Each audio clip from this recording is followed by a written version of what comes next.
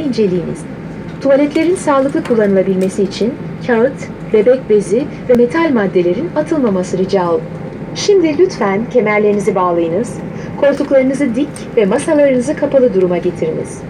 Seyahatinizin iyi ve rahat geçmesini diler, teşekkür ederiz.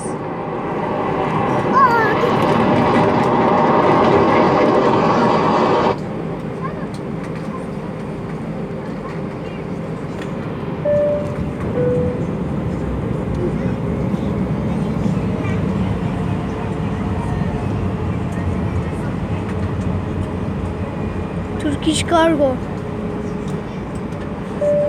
Ladies and gentlemen, and dear kids, this is Onur Airlines, Airbus A321. We kindly invite you to pay attention to the following video about important safety instructions for your flight.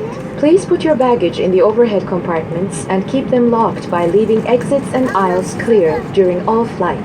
Portable electronic devices must be switched off during takeoff, landing, and while the seatbelt signs are on. Operation of mobile phones, radio and TV receivers, walkie-talkies, remote-controlled toys, and all electronic equipment transmitting electromagnetic waves is not permitted during the flight.